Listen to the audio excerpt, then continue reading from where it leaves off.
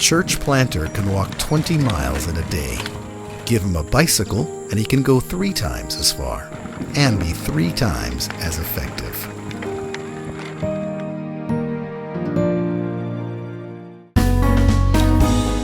It is so good to be together another time as we continue our chronological study through the entire New Testament. And thanks for joining me. We're back in James once again, chapter 2, and we're going to look today at a personal favorite passage of mine from the book of James, beginning in verse number 14 of chapter 2. But before we do that, let me remind you, as any, I think, good teacher should remind his listeners or her listeners, anytime you're jumping into the middle of anything, there's a context to consider here. And James never intended for us to, for anyone for that matter, to be just doing what we're about to do. And what is always done when sermons are given about passages in James, pull out a section and say, here's what James said. No, here's what James said, beginning in James 1:1 all the way to the end of chapter 5. And so James intended for people to hear it from beginning to end as it was read in public places. And later on, I suppose, James never would have dreamed that it would be 2,000 years now, people still be reading a letter that he wrote to the churches back then. But, it could be read in one sitting from the beginning to the end. And that way you get the context of everything he says. And the danger of ignoring context is you can force a meaning into a passage of Scripture that just isn't there. And that is done all the time because what we're about to read is problematic for people who subscribe to a certain wrong, erroneous theology about salvation. Now, this is all about the importance of works, and it's a place where James says that we're not saved by faith alone. Gracious, that sounds like heresy in many Christian evangelical circles, and so you gotta draw some circles around this and run some circles around this to try to come up with some explanation as to what it must really mean. But the deal is when you begin reading it in context, you expose those runarounds and those twistings of Scripture for what they really are. You're just trying to wiggle your way out of what James is actually saying here. All right, so let's just back up 2 verses. Or that we could back up to the beginning, but if we did that, we never get to what I want to say today. We never get to what James we want to read today. So I have to give you a little context. I'd like to give you more if I could, but I don't have the time.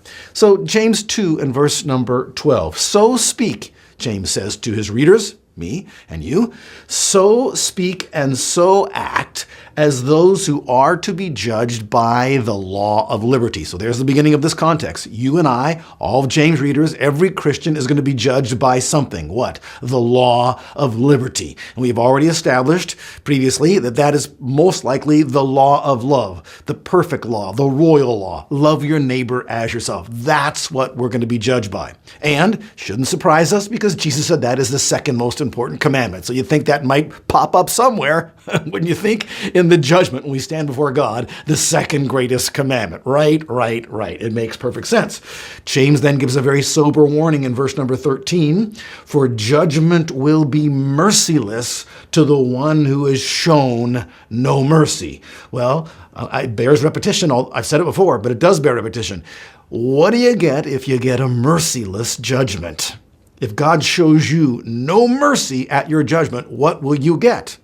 You're going to get what you deserve. And so Christ's death has no benefit for you whatsoever if you get what you deserve. The whole point of Christ dying for us on the cross is so that he, by taking what we deserve, would not have to get what we deserve. But James says there's a stipulation on it. It's not just Jesus dying for us that results in us being absolved of guilt, because judgment will be merciless to who? To the one who is shown no mercy. And so it's not just believing in Jesus, and saying a little prayer, and that's enough and sufficient regardless of how you live your life. James is already clearly saying, as he said, already numerous times, the same idea that works accompany a genuine faith. People who really believe act like they believe, and people who have been shown mercy then show mercy to others. Okay?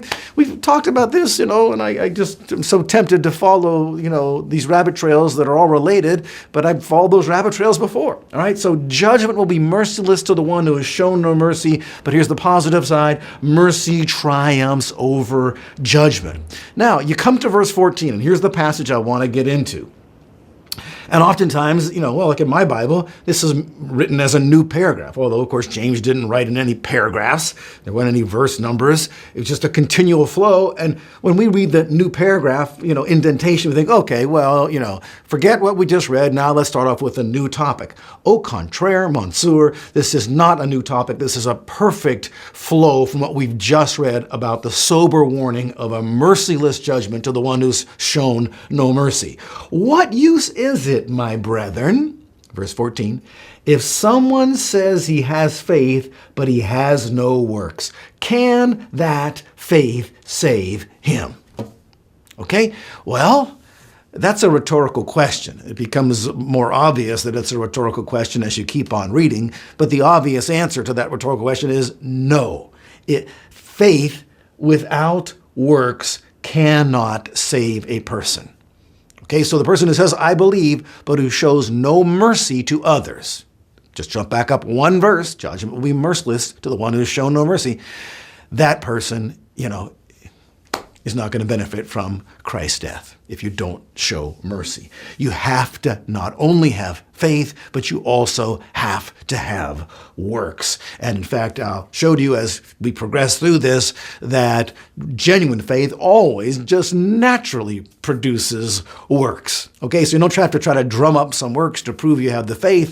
If you have the faith, works are going to naturally flow forth from your life. And that's true in the natural sense, having faith, as well as in the spiritual sense.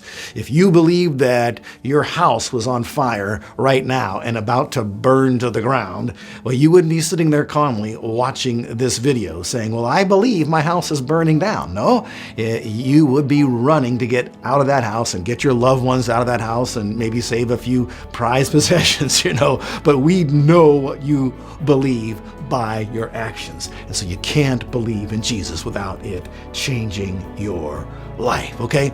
Well, James next is going to give an example, and it fits in perfectly with the context. I can't wait to share it with you next time. And so I'll see you next time.